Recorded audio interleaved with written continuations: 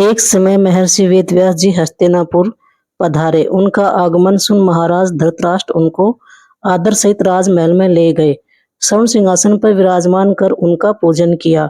श्री व्यास जी से माता कुंती और तथा गांधारी ने हाथ जोड़कर प्रश्न किया, हे महामुने, आप त्रिकालदर्शी हैं, अतः आपसे हमारी प्रार्थना है कि आप हमको कोई ऐसा सरल व्रत तथा पूजन बताएं जिससे हमारा राज्य, लक्ष्मी और सुख संपत्ति, पुत्र पौत्र आदि वह परिवार सुखी रहे।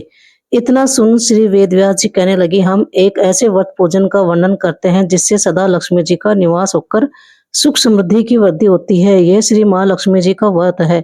इसे गज लक्ष्मी व्रत भी कहा जाता है, जिसे प्रतिवर्ष अश्विन कृष्ण अष्टमी को विधिवत किया जाता है। हे महामुने, इस व्रत की विधि हमें विस्तार पूर्वक बताने की कृपा करें। तब व्यास जी बोलते हैं कि हे देवी, यह व्रत भाद्रपद शुक्ल अष्टमी से प्रारंभ किया जाता है। इस दिन स्नान करके 16 सूत के धागों का डोरा बनाएं, उसमें 16 गांठ लगाएं, हल्दी से पीला करें। प्रतिदिन 16 दूब व 16 गेहूं डोरे को चढ़ाएं। अश्विनी में कृष्ण अष्टमी के दिन उपवास रखकर मिट्टी के हाथी पर श्री महालक्ष्मी जी की प्रतिमा स्थापित करके और उनका विधि पूर्वक पूजन करें। इस प्रकार श्रद्धा भक्ति सहित श्री महालक्ष्मी जी का व्रत पूजन करने से आप लोगों को राज लक्ष्मी सदा अभिवृद्धि होती रहेगी। इस प्रकार व्रत का विधान बताकर श्री वेद व्यास जी अपने आश्रम को प्रस्थान कर गए। इधर समय अनुसार भाद्रपद शुक्ल अष्टमी से गांधारी तथा कुंती ने अपने अपने महलों में नगर की स्त्रियों के सहित यह व्रत का आरंभ करने लगी। इस प्रकार 15 दिन बीत गए। 16वें दिन अश्विन कृष्ण अष्टमी के दिन गांधारी ने नगर के सभी प्रतिष्ठित महिलाओं को पूजन के लिए अपने महल में बुलवा लिया। माता कुंती की यहाँ कोई भी महिला पूजन के लिए नहीं आई।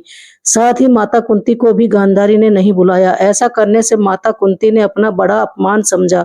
उन्होंने पूजन की कोई तैयारी नहीं की एवं उदास होकर बैठ गई।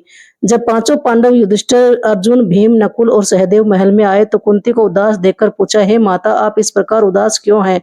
आपने पूजन की तैयारी क्यों नहीं की? तब माता कुंती ने कहा, हे पुत्र, आज महालक्ष्मी के व्रत का उत्सव गांधारी के महल में मनाया जा रहा है।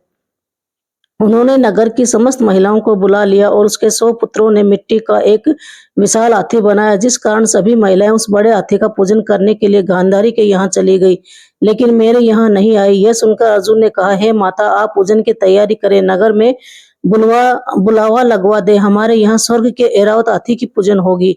इधर माता कुंती ने नगर में ढिंढोरा पिटवा दिया। उधर पूजा की विशाल तैयारी होने लगी। उधर अर्जुन ने बाण के द्वारा स्वर्ग से ऐरावत हाथी को बुला लिया। इधर सारे नगर में शोर मच गया कि कुंती के महल में स्वर्ग से इंद्र का ऐरावत हाथी पृथ्वी पर उतरकर पूजा जाएगा। समाचार को सुनकर नगर के सभी नर नारी, बालक एवं वृद्धों की भीड़ एकत्र होने लगी। उधर गांधारी के महल में हलचल मच गई। वहां एकत्र सभी महिलाएं अपनी अपनी थालियां लेकर कुंती के महल की ओर जाने लगी। देखते ही देखते कुंती का सारा महल ठसाठस भर गया। माता कुंती ने ऐरावत हाथी को खड़ा करके उनके रंगों को चौक पुराकर नवीन रेशमी वस्त्र बिछवा दिए। नगरवासी स्वागत की तैयारी में फूल, माला, अबीर, गुलाल, केसर हाथों में लिए एक लाइन में खड़े थे। तब स्वर्ग से ऐरावत हाथी पृथ्वी पर उतरने लगा तो उसके आभूषणों की ध्वनि गूंजने लगी। ऐरावत के दर्शन होते ही जय जयकार के नारे लगने लगे। सायंकाल के समय इंद्र को भेजा हुआ हाथी ऐरावत माता कुंती के भवन के चौक में उतर आया। तब सब नर नारी जब ऐरावत हाथी माता कुंती के भवन में चौक में उतर आया तो सभी नर नारियों ने बहुत खुश होकर सभी ने उनकी पूजा करी। गुलाल से, केसर से, पुष्प की मालाओं से, सभी प्रकार से सभी ने अपना अपना स्वागत किया और राजपुरोहित द्वारा ऐरावत हाथी महालक्ष्मी की मूर्ति स्थापित करके वेद मंत्रोच्चारणों से उसका पूजन किया गया। नगरवासियों ने भी महालक्ष्मी का पूजन किया।